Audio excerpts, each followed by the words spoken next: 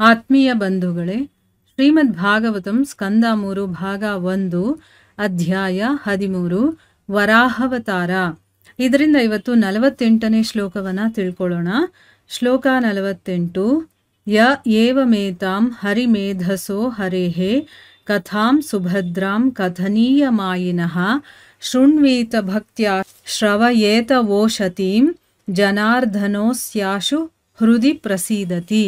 ಅನುವಾದ: ವರ್ಣನಾರ್ಹವಾದ ಭಗವಂತನ ಶ್ರೀ ವರಾಹಾವತಾರದ ಪವಿತ್ರ ಆಖ್ಯಾಯಿಕೆಯನ್ನು ಭಕ್ತಿ ಸೇವಾ ಭಾವದಿಂದ ಆಲಿಸಿದಲ್ಲಿ ಮತ್ತು ವರ್ಣಿಸಿದಲ್ಲಿ ಸಕಲ ಜೀವಿಗಳ ಹೃದಯದಲ್ಲಿರುವ ಭಗವಂತನು ಸಂಪ್ರೀತನಾಗುವನು. ಇದು ಶ್ಲೋಕ ಮತ್ತೆ ಅದರ ಅನುವಾದ. ಈಗ ಭಾವಾರ್ಥದ ಮೂಲಕ ನಾವು ಇದರ ಅರ್ಥವನ್ನು ತಿಳ್ಕೊಳ್ಳೋದಕ್ಕೆ ಪ್ರಯತ್ನ ಮಾಡೋಣ. ಓದ ಭಾಗದಲ್ಲಿ ನಾವೇನು ತಿಳ್ಕೊಂಡ್ವಿ? ಮೈತ್ರೇಯ ಋಷಿಗಳು ಹೇಳ್ತಾರೆ, ಈ ರೀತಿ ಋಷಿಗಳಿಂದ ಮತ್ತೆ ಪಾರಮಾರ್ಥಿಕರಿಂದ ಆರಾಧಿಸಲ್ಪಟ್ಟಂತ ಭಗವಂತ ತನ್ನ ಕೈಗಳಿಂದ ಭೂಸ್ಪರ್ಶವನ್ನ ಮಾಡಿ ಅದನ್ನ ನೀರಿನ ಮೇಲೆ ತಂದಿಟ್ಟು, ಅಂದ್ರೆ ನೀರಿನ ಒಳಗಡೆಯಿಂದ ಮೇಲಕ್ಕೆ ತಂದಿಟ್ಟು ನೀರಿನಲ್ಲಿ ಅದನ್ನ ತೇಲೋದಕ್ಕೆ ಬಿಟ್ಟು ತನ್ನ ಸ್ವಧಾಮಕ್ಕೆ ವಾಪಸ್ ಹೊರಟೋಗ್ತಾನೆ ಅಂತ ಹೇಳಿದ್ರು. ಈಗ ಈ ಶ್ಲೋಕದಲ್ಲಿ ಹೇಳ್ತಾ ಇದ್ದಾರೆ, ವರ್ಣನಾರ್ಹವಾದ ಅಂದ್ರೆ ವರ್ಣನೆ ಮಾಡೋದಕ್ಕೆ ಅದು ಅರ್ಹತೆ ಇರುವಂತ ಒಂದು ವಿವರಣೆ ಅಂತ ಅರ್ಥ. ವರ್ಣನೆ ಮಾಡೋದಕ್ಕೆ ಅರ್ಹತೆನೂ ಇರಬೇಕಲ್ವಾ? ಆ ರೀತಿಯ ಭಗವಂತನ ಶ್ರೀ ವರಾಹಾವತಾರದ ಪವಿತ್ರ ವಿವರಣೆಯನ್ನ ಭಕ್ತಿ ಸೇವಾ ಭಾವದಿಂದ ಯಾರು ಕೇಳ್ತಾರೋ ಮತ್ತೆ ವರ್ಣನೆ ಮಾಡ್ತಾರೋ ಸಕಲ ಜೀವಿಗಳ ಹೃದಯದಲ್ಲಿರುವಂತಹ ಭಗವಂತ ಸಂಪ್ರೀತನಾಗ್ತಾನೆ. ಯಾರು ಇದನ್ನ ಕೇಳ್ತಾರೋ ಹೇಳ್ತಾರೋ ಎಲ್ಲರೂ ಆ ರೀತಿ ಮಾಡಿದಾಗ ಭಗವಂತ ನಮ್ಮ ಹೃದಯದಲ್ಲಿದ್ದಾನಲ್ವಾ, ಅವನು ಸಂಪ್ರೀತನಾಗ್ತಾನೆ. ಈಗ ಭಗವಂತನನ್ನ ತೃಪ್ತಿಪಡಿಸೋದು ಹೇಗೆ ಅಂತ ನಮಗೆ ಪ್ರಶ್ನೆ ಬರುತ್ತಲ್ವಾ? ಸೊ ಭಗವಂತನ ಲೀಲೆಗಳನ್ನ ಯಾರು ಕೇಳ್ತಾರೋ ಹೇಳ್ತಾರೋ ಆಗ ಭಗವಂತ ಸಂಪ್ರೀತನಾಗ್ತಾನೆ ಅನ್ನೋದು ಇದರಿಂದ ನಮಗೆ ಗೊತ್ತಾಯ್ತು. ಈಗ ಭಾವಾರ್ಥದಲ್ಲಿ ಗುರುಗಳು ಇದರ ಬಗ್ಗೆ ಏನು ಹೇಳಿದ್ದಾರೆ ಅಂತ ತಿಳ್ಕೊಳ್ಳೋಣ. ಭಗವಂತನು ತನ್ನ ವಿವಿಧ ಅವತಾರಗಳಲ್ಲಿ ಆವಿರ್ಭವಿಸಿ ಕ್ರಿಯಾಶೀಲನಾಗುತ್ತಾನೆ ಮತ್ತು ತನ್ನ ಹಿಂದೆ ತನ್ನಷ್ಟೇ ದಿವ್ಯವಾದ ಆಖ್ಯಾಯಿಕೆಗಳನ್ನು ಬಿಟ್ಟು ಹೋಗುತ್ತಾನೆ. ನಮ್ಮಲ್ಲಿ ಪ್ರತಿಯೊಬ್ಬರಿಗೂ ಅದ್ಭುತ ಕಥಾನಕಗಳನ್ನು ಕೇಳುವ ಆಸೆ ಇದೆ, ಆದರೆ ಬಹುತೇಕ ಕಥೆಗಳು ಮಂಗಳಕರವಲ್ಲ ಅಥವಾ ಕೇಳಲು ಯೋಗ್ಯವಾದವುಗಳಲ್ಲ, ಏಕೆಂದರೆ ಅವು ಐಹಿಕ ಪ್ರಕೃತಿಯ ಕೀಳು ಗುಣಮಟ್ಟದಿಂದ ಕೂಡಿದವು.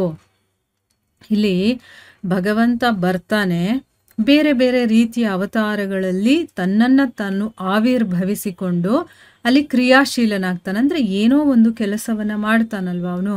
ಆ ಒಂದೊಂದು ಅವತಾರದಲ್ಲೂ ಕೂಡ ಅವನು ಒಂದೊಂದು ಕೆಲಸಗಳನ್ನು ಮಾಡ್ತಾನೆ. ಮತ್ತೆ ಕೆಲಸಗಳನ್ನು ಮಾಡೋದಷ್ಟೇ ಅಲ್ಲ, ತನ್ನ ಹಿಂದೆ ಅಲ್ಲಿ ಹೋಗೋದಕ್ಕೆ ಮುಂಚೆ ಅವನು ಬೇಕಾದಷ್ಟು ಆಖ್ಯಾಯಿಕೆಗಳನ್ನು ಅಂದರೆ ವಿವರಣೆ ಅಥವಾ ಏನಾದರೂ ಒಂದು ಘಟನೆಗಳು ಇದನ್ನೆಲ್ಲ ಬಿಟ್ಟು ಹೋಗಿರ್ತಾನೆ. ಈಗ ನಾವು ಚಿಕ್ಕ ಮಗುವಿಂದಾನೂ ಇದನ್ನ ಕೇಳ್ಕೊಂಡು ಬಂದಿರ್ತೀವಿ. ಏನು ಕಥೆಗಳು ಅಂತಂದರೆ ತುಂಬ ಇಷ್ಟ. ಮಕ್ಕಳಿಗೂ ಕೂಡ ಅದನ್ನು ಹೇಳ್ತಾ ಇದ್ರೆ ಅದೇ ಲೋಕಕ್ಕೆ ಹೊರಟೋಗುತ್ತದು. ಆ ರೀತಿ ತುಂಬ ಇಂಟ್ರೆಸ್ಟ್ ಆಗಿ ಕಥೆಗಳನ್ನು ಕೇಳ್ತಾರೆ. ಅಂದರೆ ಪ್ರತಿಯೊಬ್ಬರಿಗೂ ಕೂಡ ಅದ್ಭುತವಾದಂತಹ ಕಥೆಗಳನ್ನು ಕೇಳುವಂಥ ಆಸೆ ಇದೆ. ಆದರೆ ಈಗ ನಮಗೆ ಈ ಐಹಿಕ ಪ್ರಪಂಚದಲ್ಲಿ ಸಿಗುವಂಥ ಬಹುತೇಕ ಕಥೆಗಳು ಮಂಗಳಕರವಲ್ಲ. ಅಂದರೆ ಏನು, ಕೇಳೋದಕ್ಕೆ ಯೋಗ್ಯವಾಗಿರುವಂಥದ್ದಲ್ಲ. ಅಂಥದ್ರಲ್ಲೇ ನಮ್ಗೆ ಆಸಕ್ತಿ ಜಾಸ್ತಿ ಅಲ್ವಾ? ಭಗವಂತನ ವಿಚಾರ ಕೇಳಿ ಅಂತಂದರೆ ನಮ್ಗಾಗಲ್ಲ. ಅದೇ ಇವ್ರ ಮನೆಗೆ ಮಾತಾಡ್ತೀವಲ್ವಾ, ಆ ಮಾತುಗಳನ್ನು ಕೇಳೋದಕ್ಕೆ ತುಂಬ ಇಷ್ಟ ಆಗುತ್ತೆ.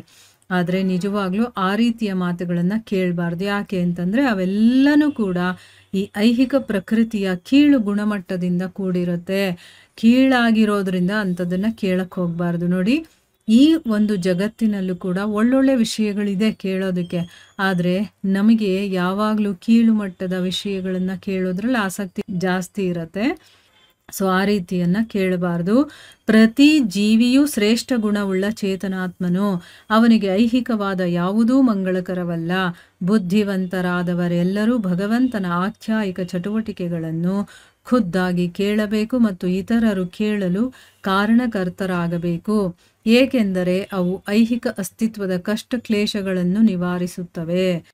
ಇಲ್ಲಿ ನಾವು ಯಾಕೆ ಯಾವ್ಯಾವುದೋ ಕಥೆಗಳನ್ನು ಕೇಳಬಾರ್ದು ಅನ್ನೋದಕ್ಕೂ ಕೂಡ ಇಲ್ಲಿ ನಮಗೆ ರೀಸನ್ ಕೊಡ್ತಾ ಇದ್ದಾರೆ. ಯಾಕೆ ಅಂತಂದರೆ ಪ್ರತಿಯೊಬ್ಬ ಜೀವಿನೂ ಅವನು ಕೆಳಮಟ್ಟದಲ್ಲೇ ಇರಲಿ, ಮೇಲ್ಮಟ್ಟದಲ್ಲೇ ಇರಲಿ, ಬಡವನೇ ಆಗಿರಲಿ, ಸಾಹುಕಾರನೇ ಆಗಿರಲಿ, ವಿದ್ಯಾವಂತನೇ ಆಗಿರಲಿ, ಅವಿದ್ಯಾವಂತನೇ ಆಗಿರಲಿ, ಹೆಂಗಾದರೂ ಇದು ಬಿಡಲಿ, ಪ್ರತಿಯೊಬ್ಬ ಜೀವಿನೂ ಕೂಡ ಶ್ರೇಷ್ಠವಾದ ಗುಣಗಳಿರುವಂಥ ಚೇತನಾತ್ಮ. ಆದರೆ ನಾವು ಮರ್ತಿದ್ದೀವಿ ಅಷ್ಟೇ.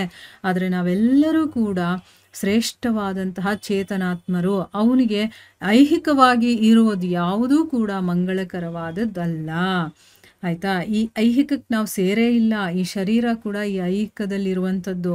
ನಾವು ಚೇತನಾತ್ಮ, ಆಧ್ಯಾತ್ಮಿಕದವರು. ಆದರೆ ಈ ಶರೀರದಲ್ಲಿ ಇದ್ಕೊಂಡು ಇಲ್ಲಿ ನಾವು ಅನುಭವಗಳನ್ನು ಪಡಿತಾ ಇದ್ದೀವಿ ಅಷ್ಟೇ ಹೊರತು ನಾನು ಚೇತನಾತ್ಮ ಅನ್ನೋದು ನಮಗೆ ಗೊತ್ತಿರಬೇಕು. ಸೊ ನನಗೆ ಈ ಐಹಿಕದ ಪ್ರಪಂಚದಲ್ಲಿರುವಂಥ ವಿಷಯಗಳು, ಅಲ್ಲಿ ನಡೀತಾ ಇರುವಂಥ ಘಟನೆಗಳು, ಇದು ಯಾವುದೂ ಕೂಡ ನಮಗೆ ಮಂಗಳಕರವಲ್ಲ. ಬುದ್ಧಿವಂತರಾದವರು ಎಲ್ಲರೂ ಏನು ಮಾಡ್ತಾರೆ? ಆ ಭಗವಂತನ ಆಖ್ಯಾಯಿಕ ಚಟುವಟಿಕೆಗಳನ್ನು ಖುದ್ದಾಗಿ ಕೇಳ್ತಾರೆ. ಕೇಳಬೇಕು, ಆದರೆ ಕೇಳೋದಿಲ್ಲ ನಾವು. ಅದೇ ನಾವು ತಪ್ಪು ಮಾಡ್ತಾ ಇರೋದು. ಆಯಿತಾ? ನಾವು ಬುದ್ಧಿವಂತರು ಅಂತ ಹೇಳ್ಕೊಳ್ತೀವಿ, ಆದರೆ ಐಹಿಕ ವಿಚಾರಗಳಲ್ಲೇ ನಮಗೆ ಆಸಕ್ತಿ ಇರುತ್ತೆ. ಆದರೆ ನಿಜವಾಗ್ಲೂ ನಾವು ಭಗವಂತ ನಡೆಸಿರುವಂಥ ಲೀಲೆಗಳು, ಘಟನೆಗಳು ಎಷ್ಟೊಂದು ಇರುತ್ತಲ್ವ. ಈಗ ರಾಮನ ಅವತಾರದಲ್ಲಿ, ಕೃಷ್ಣನ ಅವತಾರದಲ್ಲಿ, ಪರಶುರಾಮರ ಅವತಾರದಲ್ಲಿ, ಬುದ್ಧನ ಅವತಾರದಲ್ಲಿ, ವರಾಹ, ಮತ್ಸ್ಯ, ಕೂರ್ಮ, ಎಷ್ಟೊಂದು ನರಸಿಂಹ, ಈ ರೀತಿ ಬೇಕಾದಷ್ಟು ಅವತಾರಗಳಲ್ಲಿ ಭಗವಂತ ಬೇಕಾದಷ್ಟು ಲೀಲೆಗಳನ್ನು ಮಾಡಿರ್ತಾನೆ. ಆ ಚಟುವಟಿಕೆಗಳನ್ನು ನಾವು ಕೇಳಬೇಕು ಖುದ್ದಾಗಿ, ಬೇರೆಯವರ ಫೋರ್ಸಿಂದ ಅಲ್ಲ. ನಮಗೆ ಆ ಆಸಕ್ತಿ ಬರಬೇಕು, ನಾವು ಕೇಳಬೇಕು. ಮತ್ತು ಬೇರೆಯವರು ಕೇಳೋದಕ್ಕೆ ನಾವು ಕಾರಣಕರ್ತರಾಗಬೇಕು. ಅದಕ್ಕೆ ನೋಡಿ, ಬೇಕಾದಷ್ಟು ಜನರು ಕತೆಗಳನ್ನು ಇಡಿಸ್ತಾರೆ. ಅಲ್ಲಿ ಕತೆ ಮಾಡಿಸೋದು ಅಂಥದ್ದೆಲ್ಲ ಮಾಡ್ತಾರೆ. ಒಂದು ವಾರ ಭಾಗವತ್ ಕಥೆಯನ್ನು ಹೇಳಿಸೋದು, ಭಗವದ್ಗೀತೆಯನ್ನು ಹೇಳಿಸೋದು. ಯಾಕೆ ಅಂತಂದರೆ ಬೇರೆಯವರು ಕೇಳೋದಕ್ಕಲ್ಲಿ ಅನುಕೂಲ ಮಾಡಿಕೊಟ್ರೆ ಅದು ಕೂಡ ಒಂದು ಪುಣ್ಯದ ಕೆಲಸನೇ. ಅದಕ್ಕೋಸ್ಕರ ಭಗವಂತನಿಗೆ ತುಂಬ ಇಷ್ಟ ಆಗುತ್ತೆ. ಯಾಕಂದರೆ ಒಂದು ಪೆಂಡಾಲ್ ಹಾಕಿ ಅಲ್ಲಿ ಭಾಗವತ್ ಕಥೆಯನ್ನು ಮಾಡಿದಾಗ ಎಷ್ಟೋ ಜನ ಬಂದು ಕೇಳ್ತಾರಲ್ವ, ಅಷ್ಟು ಜನ ಕೇಳೋದಕ್ಕೆ ನಾವು ಕಾರಣಕರ್ತರಾಗೋದ್ರಿಂದ ಅದು ತುಂಬ ಒಳ್ಳೆಯದು. ಸೊ ಅದಕ್ಕೋಸ್ಕರ ಕೇಳಬೇಕು. ಮತ್ತು ಇದನ್ನು ಕೇಳೋದ್ರಿಂದ ಮತ್ತು ಬೇರೆಯವರು ಇದನ್ನು ಕೇಳೋದಕ್ಕೆ ನಾವು ಕಾರಣಕರ್ತರು ಆಗಬೇಕು ಅಂತ ಹೇಳ್ತಾ ಇದ್ದಾರಲ್ಲ. ಯಾಕೆ ಅಂತಂದರೆ ಅದು ಐಹಿಕ ಅಸ್ತಿತ್ವದ ಕಷ್ಟ ಕ್ಲೇಶಗಳನ್ನು ನಿವಾರಣೆ ಮಾಡುತ್ತೆ. ಯಾವುದು?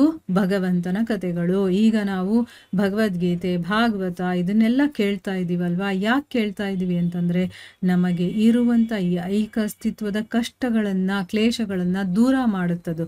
ನಮ್ಮ ಹೃದಯ ಪರಿಶುದ್ಧ ಮಾಡುತ್ತೆ, ಭಗವಂತನಿಗೆ ಹತ್ರ ಮಾಡಿಸುತ್ತೆ ನಮಗೆ. ಅದಕ್ಕೋಸ್ಕರ ನಾವು ಕೇಳ್ತಾ ಇರೋದು. ಭಗವಂತನು ತನ್ನ ನಿರ್ವ್ಯಾಜ ಕರುಣೆಯಿಂದಾಗಿ ಮಾತ್ರ ಈ ಭೂಮಿಗೆ ಇಳಿದು ಬರುತ್ತಾನೆ ಮತ್ತು ತನ್ನ ಹಿಂದೆ ಕರುಣಾಪೂರ್ಣ ಚಟುವಟಿಕೆಗಳನ್ನು ಬಿಟ್ಟು ಹೋಗುತ್ತಾನೆ.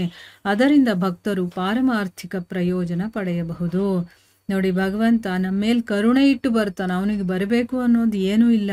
ಇಲ್ಲಿ ಧರ್ಮದ ಸ್ಥಾಪನೆ, ಭಕ್ತರ ಉದ್ಧಾರ, ಅಥವಾ ಇನ್ನೇನೋ ದೈತ್ಯರನ್ನು ಸಂಹಾರ ಮಾಡೋದು, ಅಥವಾ ನಮಗಿನ್ನೇನಾದರೂ ಬೋಧನೆ ಮಾಡೋದಕ್ಕೋ ಈ ರೀತಿ ನಮ್ಮ ಮೇಲೆ ಕರುಣೆ ಇಟ್ಟು ಅವನು ಈ ಭೂಮಿಗೆ ಬರೋದು. ಅವನಿಗೆ ಬರಬೇಕು ಅನ್ನುವಂಥ ನೆಸೆಸಿಟಿ ಯಾವುದೂ ಇಲ್ಲ. ಬಂದು ಇಲ್ಲಿ ಲೀಲೆಗಳನ್ನು ಮಾಡಿ ಆ ಚಟುವಟಿಕೆಗಳನ್ನೆಲ್ಲ ಇಲ್ಲಿ ಬಿಟ್ಟು ಹೋಗ್ತಾನೆ. ಈಗ ಕೃಷ್ಣನ ಅವತಾರದಲ್ಲಿ ನಾವು ಬೇಕಾದಷ್ಟು ಲೀಲೆಗಳನ್ನು ಸ್ಮರಣೆ ಮಾಡ್ಕೊಳ್ತೀವಿ. ವೃಂದಾವನದಲ್ಲಿ ಅವನು ಆಡಿದಂಥ ಆಟಗಳು, ಮತ್ತು ಗೋಕುಲದಲ್ಲಿ ಅವನು ಇದ್ದಂಥ ರೀತಿ, ಆ ಗೋಪ ಬಾಲಕರ ಜೊತೆ ನಡ್ಕೊಂಡಂಥ ರೀತಿ, ಇದೆಲ್ಲ ನಾವು ನೆನಪಿಸ್ಕೊಳ್ಬೇಕು ಅಂತಂದರೆ ಭಗವಂತ ಇಲ್ಲಿ ಬಂದು ಲೀಲೆ ಮಾಡಿದ್ರೆ ತಾನೇ ನಾವು ನೆನಪಿಸ್ಕೊಳ್ಳೋದಕ್ಕಾಗೋದು. ಅವ್ನು ಬಂದೇ ಇಲ್ಲ, ಇಲ್ಲಿ ಲೀಲೆನೇ ಮಾಡಿಲ್ಲ ಅಂತಂದರೆ ನಾವು ಏನನ್ನು ನೆನಪಿಸ್ಕೊಳ್ಳೋಣ? ನಮಗೆ ಅವಾಗ ಏನೂ ಇರೋದಿಲ್ಲ ಮಾಡೋದಕ್ಕೆ ಅಲ್ವಾ. ಈ ಧರ್ಮಗ್ರಂಥಗಳೇ ಇರ್ತಾ ಇರಲಿಲ್ಲ. ಅವನು ಲೀಲೆಗಳನ್ನು ಮಾಡಿ ತೋರಿಸಿರೋದ್ರಿಂದನೇ ನಾವು ಅದನ್ನು ಸ್ಮರಣೆ ಮಾಡಿಕೊಂಡು ಆ ಭಗವಂತನ ಸ್ಮರಣೆಯನ್ನು ಸದಾ ಮಾಡ್ತಾ ಇರ್ತೀವಿ. ಅದಕ್ಕೆ ಭಗವಂತ ಬಂದು ಲೀಲೆಗಳನ್ನು ಮಾಡುವಂಥದ್ದು. ಆ ಲೀಲೆಗಳನ್ನು ಕೇಳಿ ಭಕ್ತರು ಪಾರಮಾರ್ಥಿಕ ಪ್ರಯೋಜನವನ್ನು ಪಡ್ಕೋಬೋದು. ನಾವು ಪರಮಾರ್ಥದ ಕೆಲಸಗಳನ್ನು ಮಾಡಬೇಕು, ಅವನ ಹತ್ರ ಹೋಗಬೇಕು ಅಂತಂದರೆ ಈ ರೀತಿ ನಾವು ಭಗವಂತನ ಲೀಲೆಗಳನ್ನು ಕೇಳ್ತಾ ಕೇಳ್ತಾ ಕೇಳ್ತಾ ಅದರ ಒಂದು ಪ್ರಯೋಜನವನ್ನು ನಾವು ಪಡ್ಕೋಬೋದು. ನೋಡಿ, ಭಗವಂತ ಯಾಕೆ ಈ ಭೂಮಿಗೆ ಬರ್ತಾನೆ, ಯಾಕೆ ಇಲ್ಲಿ ತನ್ನ ಲೀಲೆಗಳನ್ನು ಮಾಡ್ತಾನೆ ಅನ್ನೋದಕ್ಕೆ ಇದು ಒಂದು ದೊಡ್ಡ ರೀಸನ್ ಆಗುತ್ತೆ. ಯಾಕೆ ಅಂತಂದರೆ ಭಕ್ತರು ನೆನಪಿಸ್ಕೊಳ್ಳೋದಕ್ಕೆ ಏನಾದರೂ ಒಂದು ಇರಬೇಕಲ್ಲ. ಈಗ ನಾನು ಏನೂ ಮಾಡಿಲ್ಲ ಅಂತಂದರೆ ನನ್ನನ್ನು ಯಾಕೆ ನೆನಪಿಸ್ಕೊಳ್ತಾರೆ ಜನ? ಮತ್ತು ಏನು ಅಂತ ನೆನಪಿಸ್ಕೊಳ್ತಾರೆ. ನಾನು ಏನಾದರೂ ಒಂದು ಘಟನೆ ಅಥವಾ ನಾನು ಏನಾದರೂ ಒಂದು ದೊಡ್ಡ ಕಾರ್ಯವನ್ನು ಮಾಡಿದರೆ 4 ಜನ ಅದನ್ನು ಗುರುತಿಸ್ಬೇಕು. ಆ ರೀತಿ ಏನಾದರೂ ಒಂದು ಕಾರ್ಯ ಮಾಡಿದರೆ ನಾನು ಹೋದ್ಮೇಲೂ ಕೂಡ ಅದನ್ನು ನೆನಪಿಸ್ಕೊಳ್ತಾರೆ ಅಲ್ವಾ? ಇಲ್ಲ ಅಂತಂದರೆ ಏನು ನೆನಪಿಸ್ಕೊಳ್ತಾರೆ? ನಾನು ಯಾರು ಅನ್ನೋದೇ ಗೊತ್ತಾಗಿರೋದಿಲ್ಲ. ಸೊ ಇಲ್ಲಿಗೆ ಭಗವಂತ ಬಂದು ತನ್ನ ಅವತಾರಗಳಲ್ಲಿ ಲೀಲೆಗಳನ್ನು ಮಾಡಿರ್ತಾನಲ್ಲ, ಆ ಘಟನೆಗಳನ್ನು ಬಿಟ್ಟು ಹೋಗಿರ್ತಾನೆ. ಅದನ್ನು ಭಕ್ತರು ನೆನಪಿಸ್ಕೊಂಡು ಆ ಭಗವಂತನ ಕಡೆಗೆ ಹೋಗೋದಕ್ಕೆ ಸುಲಭ ಮಾಡ್ಕೊಳ್ತಾರೆ ಅನ್ನೋದನ್ನು ನಾವು ಇದರಿಂದ ತಿಳ್ಕೊಬೋದು. ಇಲ್ಲಿಗೆ ನಾವು ನಿಲ್ಲಿಸೋಣ. ಹರೇ ಕೃಷ್ಣ.